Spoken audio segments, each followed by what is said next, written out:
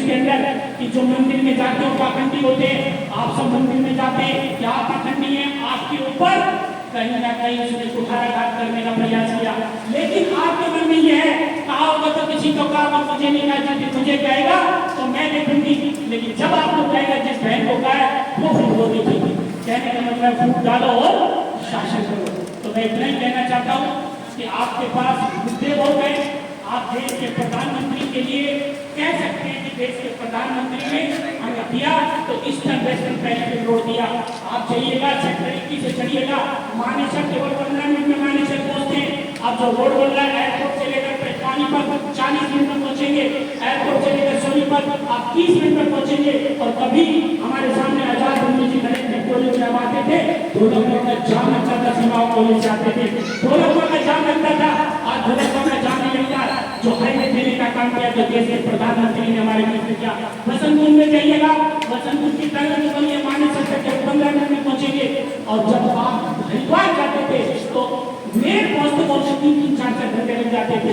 आज 2.5 से 3 घंटे के अंदर आज हम हरिद्वार पहुंच जाते थे तो देश के प्रधानमंत्री की देन है।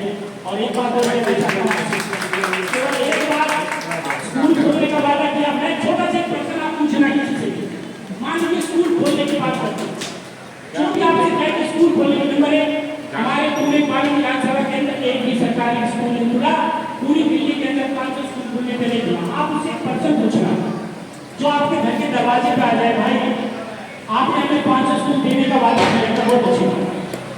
मान लीजिए आप अपने बच्चे का एडमिशन कराना चाहते हैं, सभी कराते होंगे, कराते हुए समझ कराते पोते का कराओ, बच्चे का नहीं कराओ। लेकिन जब एडमिशन कराते हो तो मैं 3 स्कूल के नाम देता हूँ आपको, 3 कैटेगरी देता हूँ। तो सच में दिल पे हाथ रख के बोलना कि पहली कैटेगरी दूसरी कैटेगरी तीसरी तीनों को बच्चे का घर में कैसे करो। नंबर 1 नेहरू पर सरकारी स्कूल कैसे लगते हैं? केवी एक पब्लिक स्कूल आ गया। क्या नाम है आपका? क्या नाम है आपका? मेरा नाम कौन सी क्लास में हो? यदि मेरे बच्चे का एडमिशन कम फीस पर आ गया आज बात हाथ खड़े करके बोलो करोगे नहीं करोगे, बिल्कुल बोल रहे हो मना कर देना। आप पब्लिक स्कूल में एडमिशन कराना पसंद करेंगे। दूसरे नंबर पर आप कहेंगे सर वहां नहीं मिला, मेरी पॉकेट अलाउ नहीं करती, मेरा खर्चा अलाउ नहीं करता, मेरे को केंद्रीय विद्यालय में एडमिशन मिल जाए तो केंद्रीय विद्यालय मिल जाए तो बहुत अच्छी बात। और केंद्रीय विद्यालय कौन करता है, कौन संचालित करता है? और अभी गाइस रेफरेंस मिलेगा, देखते हैं क्या रेफरेंस देते हैं। तो गाइस ये जो सभा हो रही है, ये जो मीटिंग हो रही है, सभा बोल सकते हो, मीटिंग भी आप कह सकते हो। तो ये जो हो रही है ये फॉर जो इलेक्शन होंगे ना अब मई में, आपको डेट पता होगी, वैसे 25 मई को जो इलेक्शन होंगे तो उसी से आज हो रहे आज होगा वो नहीं। और जैसे गाइस मैं आपको बताऊँगा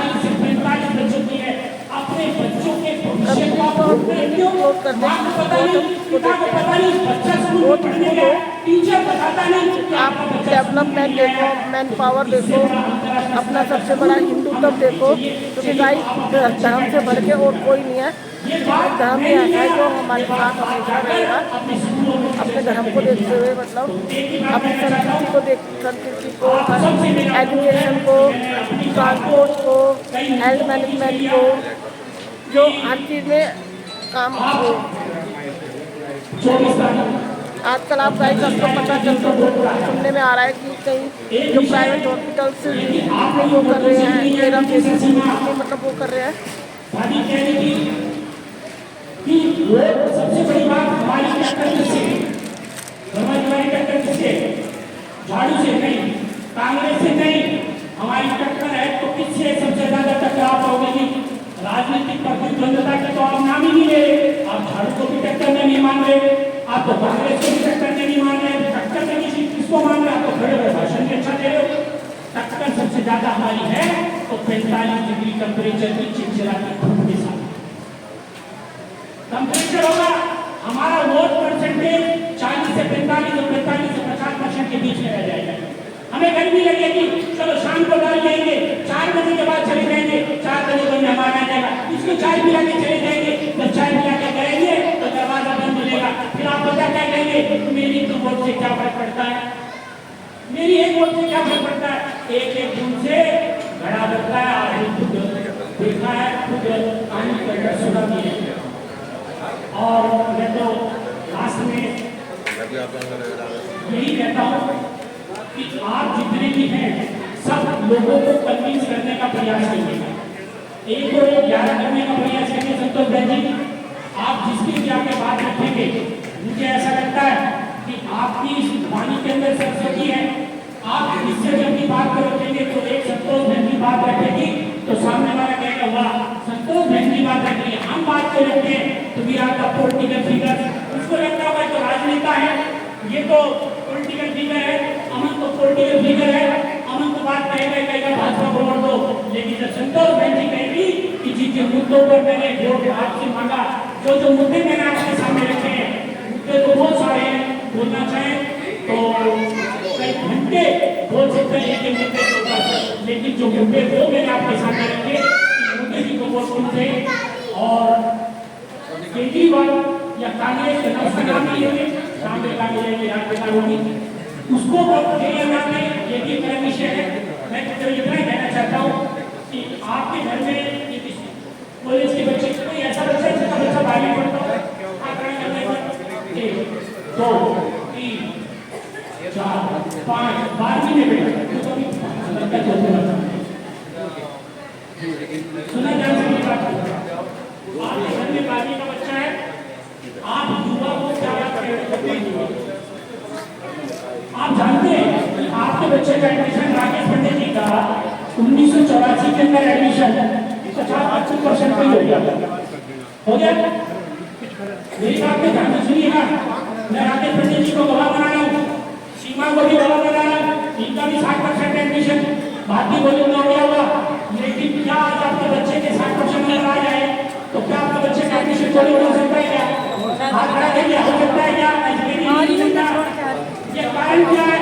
कॉलेज में सीटें बढ़ी गई, बच्चे बढ़ गए, आखिर में क्या बढ़ गया? परसेंटेज। आप कल्पना करिए, आपका बच्चा 12वीं पास करके जाता है, आपके बच्चे के 90% नंबर आते हैं, बच्चे के चेहरे पर खुशी नहीं है, बच्चे के चेहरे पर तनाव है। तनाव इसलिए क्योंकि 40% का एडमिशन होगा, मेरे 5% में रहेंगे और मेरा दिल्ली में एडमिशन होगा नहीं, मेरा एडमिशन होगा डायबिटी होगा, मेरा एडमिशन होगा जीटी होगा, मेरा एडमिशन होगा गुरुकुल यूनिवर्सिटी होगा, जहाँ पे लाखों रुपए में फीस नहीं करते। और दिल्ली के प्रधान, दिल्ली के मुख्यमंत्री ने हमारे बच्चों के बारे में नहीं सोचा, हमारे बच्चे कहाँ जाए? जब हम राजस्थान छोड़ कर आए तो राजस्थान में प्रोविजन मेरा खत्म हो गया, मेरे बच्चे राजस्थान में एडमिशन ले नहीं सकते। दिल्ली का मैं होनी में दिल्ली सबकी है, राजस्थान छोड़ गया, दिल्ली मेरी है नहीं, तो हम दिल्ली वाले ठगे से महसूस करते थे। तो देश के प्रधानमंत्री ने इस एग्जाम को, इसको बताने के लिए आपको एक उदाहरण, एक केरल का एक स्कूल, मैं जो बोल रहा हूँ नेट पे सर्च करना एक बार, केरल का एक स्कूल, कॉलेज का कोई अच्छा बात करके बता दिए ना, केरल का एक स्कूल, उस स्कूल के एक ही क्लास के 40 बच्चों का admission SRCC Shri Ram college of commerce हुआ। और Shri Ram college of commerce की कट ऑफ कितनी जाती है कि किसी को पता हो तो 100 में से 100, 100 में से 100 आएंगे तो आपका एडमिशन होगा। तो अल्टीमेटली क्या हुआ? केरल के बच्चों का एडमिशन हो गया, दिल्ली के बच्चों का हुआ नहीं।